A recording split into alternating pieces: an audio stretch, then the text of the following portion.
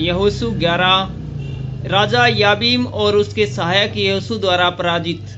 यह सुनकर हासोर के राजा याबीन ने मादोन के राजा योबाब और शिमरोन और अक्षाप के राजाओं को और जो राजा उत्तर की ओर पहाड़ी देश में और कित्रेन के दक्षिण के अराबा में और नीचे के देश में और पश्चिम की ओर दौर के ऊंचे देश में रहते थे उनको और पूर्व पश्चिम दोनों ओर के रहने वाले कन्नानियों और एमोरियों और हित्तियों परिजियों और पहाड़ी यबूसियों और मिश्पा देश के हार्मोन पहाड़ के नीचे रहने वाले हिबियों को बुला भेजा और वे अपनी अपनी सेना समेत जो समुद्र के किनारे के बालू के किनकों के समान बहुत थी मिलकर निकल आए और उनके साथ बहुत से घोड़े और रथ भी थे।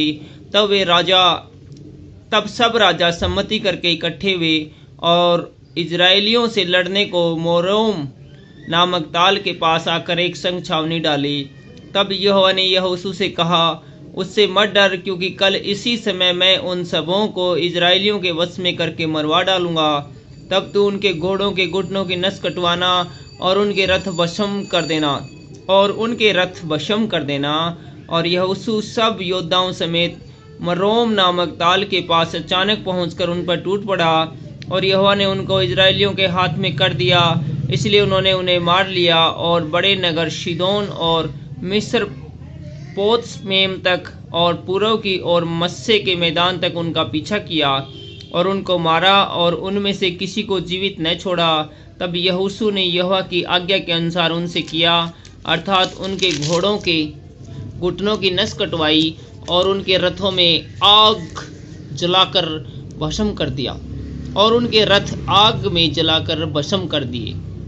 उस समय यहोशू ने घूमकर हासोर को, जो पहले उन सब राज्यों में मुख्य था, ले लिया और उसके राजा को तलवार से मार डाला और जितने प्राणी उसमें थे उन सबों को उन्होंने तलवार से मारकर नष्ट किया और किसी प्राणी को जीवित न छोड़ा।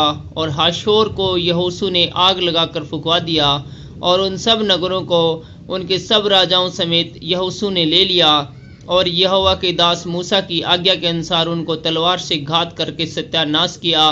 परंतु हासोर को छोड़कर, जिसे यहोशू ने फुकवा दिया था, इजराइल ने और किसी नगर को जो टीले पर बसा था नहीं जलाया। और इन नगरों के पशु और उनकी सारी लूट को इजराइलियों ने अपना कर लिया, परंतु मनुष्य को उन्होंने तलवार से मार डाला, यहाँ तक उनका सत्यानाश कर डाला कि एक भी प्राणी को जीवित नहीं छोड़ा गया। जो आज्ञा यहोवा ने अपने दास मूसा को दी थी, उसी के अनुसार मूसा ने यहोशू को आज्ञा दी थी और ठीक वैसे ही यहोशू ने भी किया। जो आज्ञा यहोवा ने मूसा को दी थी, उनमें से यहोशू से कोई भी पूरे हुए बिना नहीं रही। यहोशू द्वारा जीते गए देश। तब यहोशू ने उस सारे देश को, अर्थात पहाड़ी देश और सारे दक्षिणी देश और कुल गोशेन देश और नीचे के देश और अराबा और इजराइल के पहाड़ी देश और उसके नीचे वाले देश को हालाक नामक पहाड़ से ले, जो शेर की चढ़ाई पर है, बालगाद तक, जो लबानोन के मैदान में हेर्मोन पर्वत के नीचे है। जितने देश है उन सबों को जीत लिया और उन देशों के सारे राजाओं को पकड़कर मार डाला। उन सब राजाओं से युद्ध करते करते यहोशू को बहुत दिन लग गए। गिबोन के निवासी हिबियों को छोड़ और किसी नगर के लोगों ने इजराइलियों से मेल न किया और सब नगरों को उन्होंने लड़ कर जीत लिया, क्योंकि यहोवा की जो मनसा थी कि अपनी उस आज्ञा के अनुसार जो उसने मूसा को दी थी, उन पर कुछ भी दया न करे वरन सत्यानाश कर डाले।